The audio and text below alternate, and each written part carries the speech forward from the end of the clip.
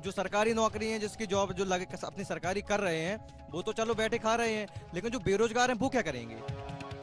बाढ़ आई उस समय देखा जाए तो यहाँ भूखों लोग मरे, कम से कम महीनों यहाँ भूखे लोग रहे।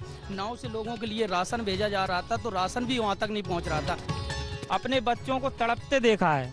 सरकार ने कितना घोटाला किया है, गरीब वर्गों का इतना शोषण किया है कि हम लोग सोच नहीं सकते हैं। शिक्षा व्यवस्था अच्छी हो, अस्पताल गांव में हो, व्यवस्थाएं ऐसी हो कि लोगों को अच्छा लगे। नमस्कार, आप देख रहे हैं न्यूज नेशन। मैं हूं आपके साथ पूजा और दलितों के दिल में क्या है ये जानने के लिए हम आ पहुंचे हैं जालौन। इस जिले में 3 विधानसभा सीटें हैं। माधोगढ़ विधानसभा सीट की बात करें तो आजादी के बाद से इसका स्वरूप 4 बार बदल चुका है, लिहाजा यहाँ के राजनीतिक समीकरण भी बदलते रहे हैं। लेकिन इन सब के बीच अगर कुछ नहीं बदला तो वो है सीट पर बीएसपी की मजबूत पकड़। इस बार यहाँ के दलित वोटर्स किसे सौंपेंगे सत्ता की चाबी, आइए जानते हैं।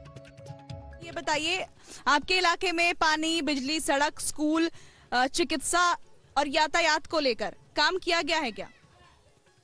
देखिए, मद्देनजर देखा जाए इन मामलों में काम तो हुआ है, लेकिन जिस तरीके से पहले सरकारों में होता रहा है, सीरियस मामलों से लेकर के लोगों की समस्याओं को लेकर के, परिवार में, गांव में किसको क्या समस्या है, वो पहले थोड़ा नजीदी तरीके से मतलब गहराई से सुनी जाती थी। अभी क्या है, फॉर्मेलिटी चल रही है।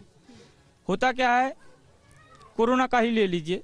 कोरोना में पहले तो बताएं तो कोरोना का इतना प्रकोप बना दिया, लोगों को इतना भयभीत कर दिया कि शायद है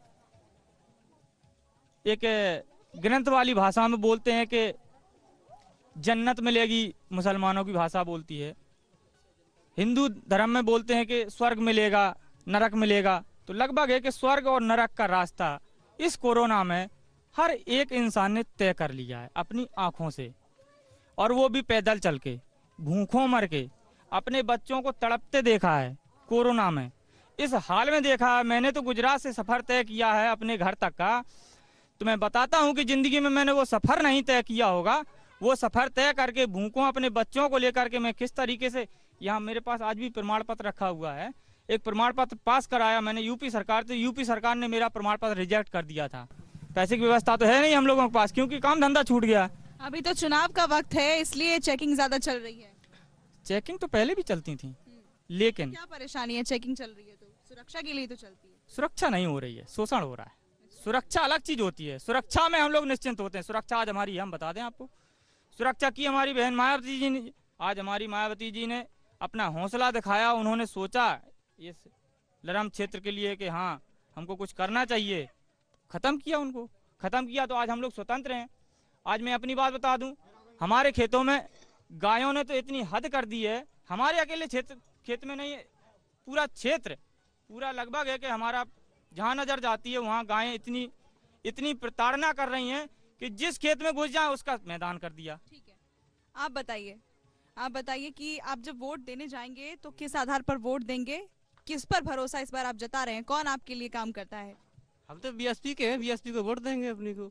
पिछले साल हमने बीजेपी को वोट दिया था, उन्होंने गौशाला खुलवा दी, उसमें हम लोगों ने उसमें काम किया। 2 साल काम किया, अभी तक पैसे नहीं मिला। इससे अच्छा बीएसपी घर वापस। आप आइए, आप बताइए क्या बता रहे थे आप? अरे मैं बोल रहा था, पहले जो सिलेंडर सरकार ने दिए हैं फ्री दे दिए। फ्री तो जनता ने फ्री के कारण सबने ले लिए कि सुविधा है, फ्री है। पहले 450 का, कुछ 430 का सिलेंडर भरता था शुरुआत में।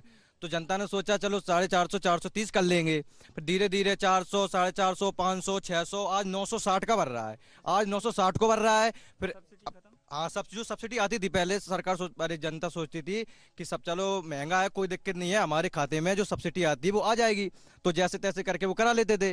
लेकिन आज सब्सिडी हर चीज बंद कर दी गई है। जो सब्सिडी निकालने गए तो उसमें पैसे नहीं आए उनके सब्सिडी के। लेकिन फिर सब लोगों ने सोचा पैसे भी नहीं आते हैं तो 1000 का सिलेंडर भी हो गया है। जब यहाँ से जाएंगे वहाँ तो 1000 तो रुपये खर्च हो ही जाएंगे। उसके बाद भी फिर लोगों ने जब पता चला कि सब्सिडी नहीं आती है तो बनाना बंद कर दिया। फिर अरे जो पहले मतलब रोजगार लोग हैं, लॉकडाउन लगा दिया था, रोजगार से बेरोजगार हो गए। जो उनका पहले का जो चल रहा था, जो सरकारी नौकरी है, जिसकी जॉब जो लगे अपनी सरकारी कर रहे हैं, वो तो चलो बैठे खा रहे हैं, लेकिन जो बेरोजगार हैं वो क्या करेंगे? वो तो ऐसे ही घूम रहे हैं, कुछ अपना धंधा देख लेते हैं, आज कमाए तो 2 दिन का खर्चा चले गया, फिर बैठे वो लोग, सुबह है तो शाम की नहीं है। आप बताइए, आप क्या क्या सोचते हैं चुनाव को लेकर और आपके यहाँ पर क्या काम हुआ है? हम तो ये सोचते हैं कि जो मीडिया उछालती है कि हम कानून व्यवस्था योगी सरकार में बहुत अच्छी है। मीडिया नहीं उछालती है, वो तो सरकार खुद दावा करती है। सरकार दावा करती है 112 के तहत, अखिलेश करते हैं 100 नंबर के तहत। तो मायावती की शासन था तब ना 100 नंबर थी न 112 थी। तो मायावती इतना तो शासन था, नॉन ऑर्डर बहुत अच्छा था, और इसलिए तो मायावती को चाहते हैं हम। ठीक है, आप बताएंगे? मैम देखा जाए ये माधोगढ़ विधानसभा 219 है, ये बहड़ पट्टी में आती है। यहाँ जितने भी दलित रहते हैं, यहाँ दलितों की हालत बहुत बुरी है। देखा जाए अभी जैसे कि गायों का कहर बरस रहा था फसल पे, दूसरी तरफ आकाश से भी कहर बरसा है। यहाँ न किसी ने देखा कि किसकी फसल यहाँ सड़ी, किसका खराब हुआ। यहाँ चने की फसल, मटर की फसल, गेहूं की फसल, सरसों की फसल तो पूरी खराब ही हो गई। देखा जाए बहड़ पट्टी यहाँ हुकुमपुरा, बिलौड़, रामपुरा क्षेत्र से जो लगता है, बाढ़ आई उस समय देखा जाए तो यहाँ भूखों लोग मरे। कम से कम महीनों यहाँ भूखे लोग रहे। नाव से लोगों के लिए राशन भेजा जा रहा था, तो राशन भी वहाँ तक नहीं पहुँच रहा था। लेकिन सरकार के द्वारा हेलीकॉप्टर आया, हेलीकॉप्टर से क्या मिला? लहिया, थोड़ी सी लहिया। अगर वो सीन देखती, मीडिया वहां पहुंची, मीडिया ने दिखाया, लेकिन फिर भी सरकार के द्वारा ऐसा कुछ नहीं किया गया। उनके घर टूटे पड़े हैं, शौचालय नहीं है उनके पास, लेटरिन जाने के लिए वो बहड़ में जाती हैं, वहां लोग सताते हैं।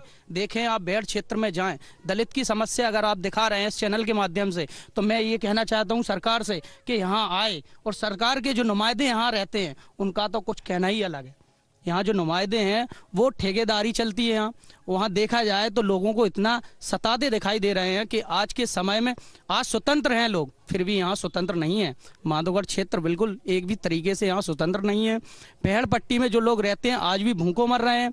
घर में रहने के लिए व्यवस्था नहीं है, चारे पानी की व्यवस्था नहीं है यहाँ तक कि देखा जाए। बस मैं यही गुजारिश करना चाहता हूँ कि सरकार कुछ उन लोगों के लिए सोचे, कुछ ऐसा करे जिससे लोगों की भरपाई हो, पेट भरे, लोगों की व्यवस्था हो, शिक्षा व्यवस्था अच्छी हो, अस्पताल गांव में हो, व्यवस्थाएं ऐसी हो कि लोगों को अच्छा लगे और सरकार को दोबारा से वोट करने की कोशिश करे। ऐसी सरकार बनना चाहिए। बीहड़ का ये इलाका है और आज भी यहाँ के लोग विकास के इंतजार में बैठे हैं, उम्मीदें कि विकास इनके गाँव तक पहुँचेगा, लेकिन अभी तक यहाँ पर कोई उम्मीद नजर नहीं आती। वही बात कि रोजगार नहीं है, पैसे नहीं है तो घर कैसे चलाएं, कहां से सिलेंडर भरवाएं, कहां से बिजली का बिल भरें।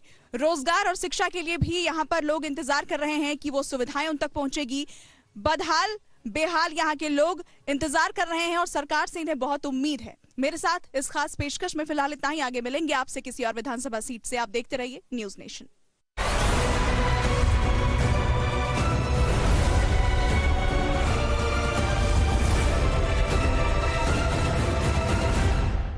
यादवों के गढ़ में शिवपाल सिंह यादव के लिए क्या है सबसे बड़ी